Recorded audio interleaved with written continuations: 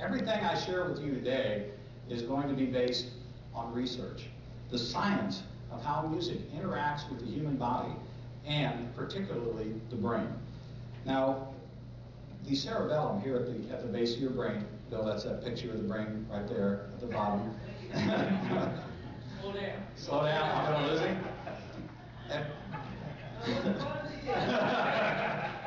You knew it was going to happen, so I might as well just get it right out there. So anyway, that's the part of your brain that picks up on the rhythm in the music, and it happens in all living creatures. If you ever go on YouTube, do a search on the dancing parrot and see how it actually dances exactly to the rhythm of the music. Again, it's the cerebellum and even a parrot that picks that up. It's where the brain processes that sensory perception and integrates it into a motor output. Have you ever noticed when you're listening to a song, you might be tapping your foot, not even realizing you're doing it to the beat of the music, right on cue? Now, scientists call this, I'll get out in front here to do this. Scientists call this entrainment. This is where two things in nature tend to synchronize. Do you remember from high school science class, tuning fork, hit one, and the other one would start to vibrate? Do you remember that? And then they've done studies where they put two cuckoo clocks in the same room, and eventually they start to beat together in rhythm.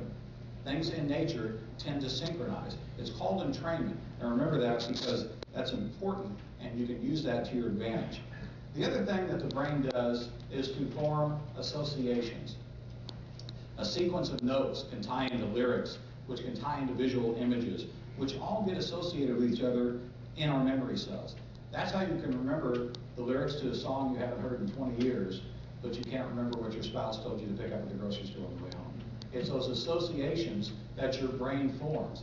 And it doesn't always have to be as a result of music. Music, however, can be used as we age to help us recall memories, especially for those that have suffered memory loss. There's a branch of medicine, you may be aware of this, music therapy. It's actually a degree program. And the therapists use music to help treat patients with diseases such as Alzheimer's and Parkinson's, where those associations that the brain's been able to form over the years are somehow going haywire, and they're not able to remember things. I read a story recently in the New York Times about a man who sang Happy Birthday repeatedly to regain his memory.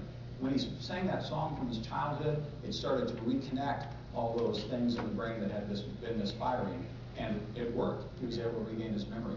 Just last week, I read a story about the Harvard Medical School using something called melodic intonation therapy. And this is where stroke patients who can't even remember their name begin to sing their name.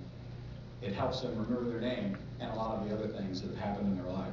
Isn't that amazing? Your brain has all these songs stored up inside the brain. It's almost like your own personal iPod up there. It can play those songs back for you even when you're not listening to them. For example, research proved this. When they did brain scans on people listening to music they were familiar with, and in those songs they left out notes intentionally. The brain scan showed that the brain filled in the gaps, and the people were never aware that any notes had been removed from the song.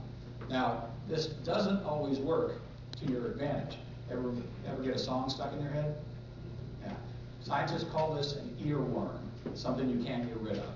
And for example, let's take a listen to perhaps what I think is the most famous earworm.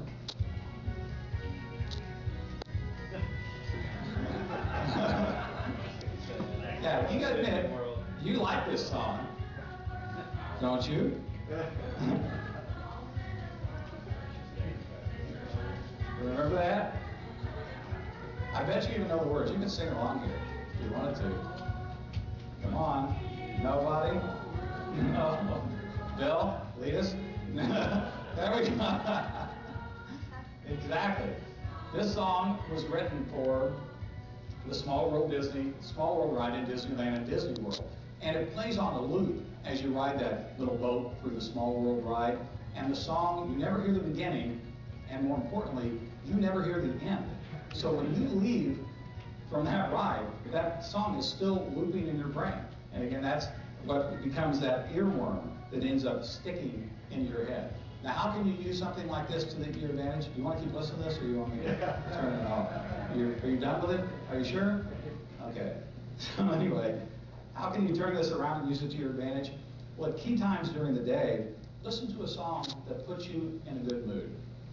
On your way to work, before a big meeting to get you fired up, on your way home to leave your work, at work. Here's a technique I find very effective.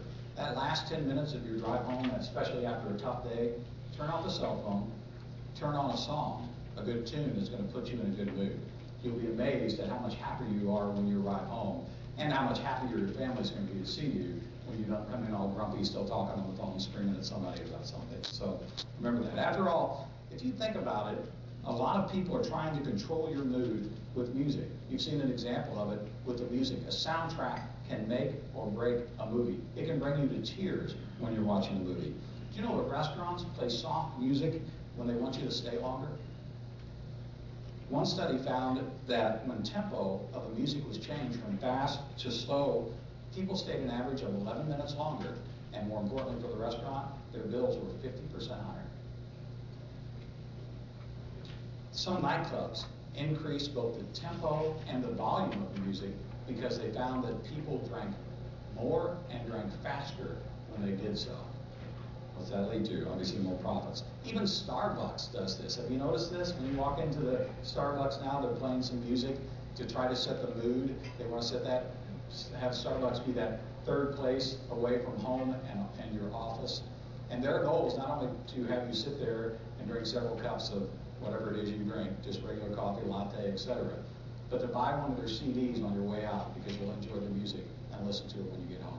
Music's become a big moneymaker for Starbucks. Not as big as coffee, but it has an effect. They even have their own channel on XM Radio, channel 45, the Starbucks channel. That's how big music has become for Starbucks.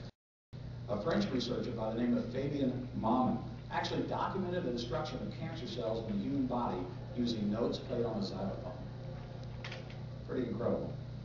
Just a few weeks ago, doctors used classical music played live on a piano during ophthalmology surgery. The patients who were awake when they were having the surgery, to see what effects it would have on these people. The patients who heard the music had a statistically significant decrease in blood pressure, heart rate, and respiratory rate. The patients that did not hear music during the surgery had an increase in all three. Pretty amazing. A study at the Mind Body Wellness Center in Pennsylvania found that people involved in drumming classes, and believe it or not, drumming classes, actually appeared to improve and boost the function of natural killer cells in their body, which find and destroy virus-infected cells in the human body. I interviewed a young boy for my book from Northern Illinois. His name's Joey Coogan. He was diagnosed with leukemia at the age of 10. When the Children's Wish Network came to him to grant his wish, he asked for a set of drums. He beat those drums for months at home, at school, at concerts, and soon he beat leukemia. Believe it or not, at age 13, he's cancer-free. Joey told me he's not sure if the drums are what cured his cancer, but the good feeling that it gave him when he was playing the drums certainly made a difference in his mood and attitude when he was going through some very difficult chemotherapy. At the Music, Mind, and Wellness Project, retirees who took keyboard lessons improved their mental and their physical health. They demonstrated decreases in anxiety, depression, and loneliness. So if you don't play music now, start. Piano, harmonica, drums, flute, whatever you want to play. People are proving every day that it's never too late to start and try to play music, and the benefits are too important.